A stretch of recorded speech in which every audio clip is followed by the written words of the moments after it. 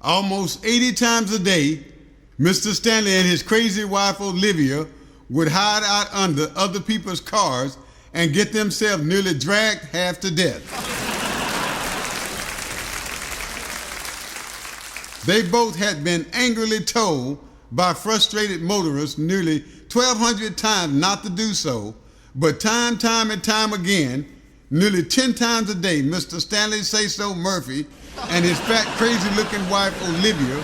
would both tightly squeeze up under other people's parked cars and stick their crazy lunatic heads out with their big bulging eyes fully bucked and lay there loudly giggling and gazing out at each other until both their small, stupid heads would nearly come completely off. Sometimes they'd lay there loudly giggling until their big blabber mouth wouldn't even shut,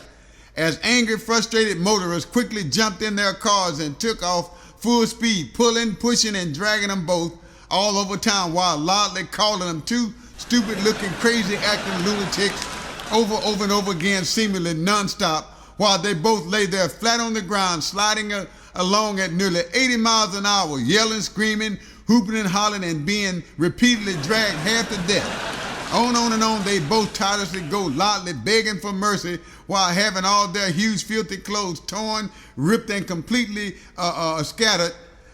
as angry, frustrated motorists drove faster and faster over curbs, around corners, across busy streets, through parking lots, through alleyways, and almost everywhere else while violently slinging them both from side to side nearly all day long. Then after completely ripping off all their huge filthy clothes, way down to their torn up mud-covered underwear, the angry, frustrated motorists would always slam on their brakes and loudly yell out, "That blame both of y'all. Why, you two stupid-looking, giggling idiots. I just bet y'all won't do that, no dat blame mo.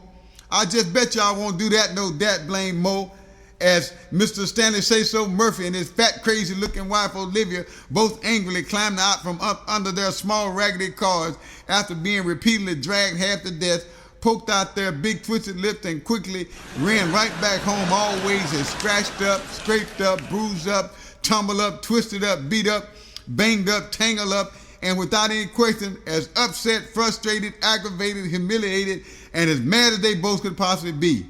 Then after staying tightly stuck inside their tiny one-room shack,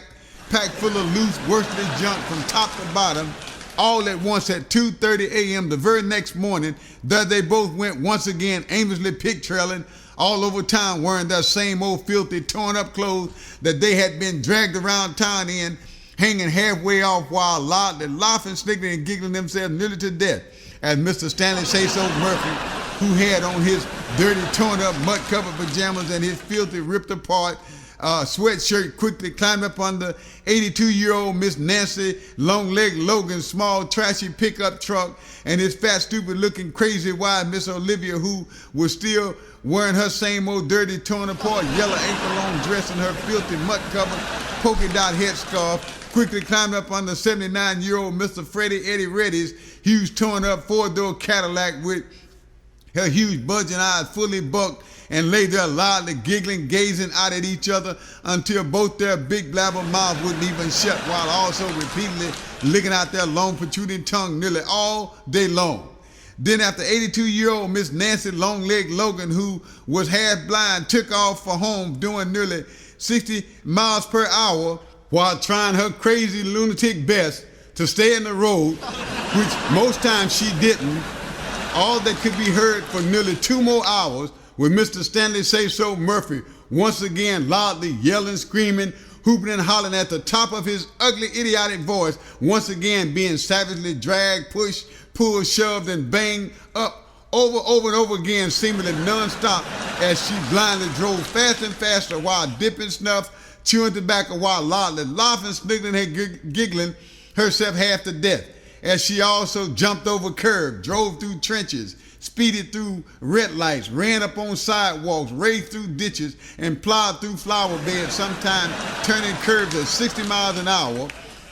as she tirelessly slung and flung Mr. Stanley Say-So Murphy from side to side, loudly bumping and banging his small, crazy head up against hard concrete pavement, nearly 900 consecutive times in a row, while once again ripping and tearing off all his huge, nasty clothes from head to toe and whirling him nearly 50 feet away inside her huge, nasty yard. As she closed her half-blind eyes, slammed on her loosely connected brakes, and slammed into her small, trashy house, where she grabbed up her groceries, quickly went inside and slammed shut her doors while yelling out, "That blame you, Stanley. Why, you stupid Popeye yelling idiot, you. I done told you and your ugly, stupid wife Olivia over 30 times before not to climb up under my that blame car. That gummit, Mr. Stanley, that's exactly what you get." Then after standing there with both his big bloodshot eyes fully bucked, his big blabber mouth sprung wide open, and his long protruding tongue hanging halfway out, Mr. Stanley Say-So Murphy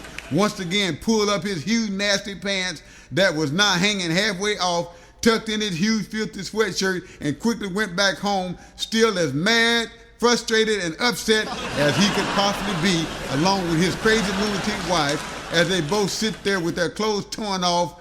looking out and gazing out into space, and everybody else stood there loudly laughing themselves nearly to death.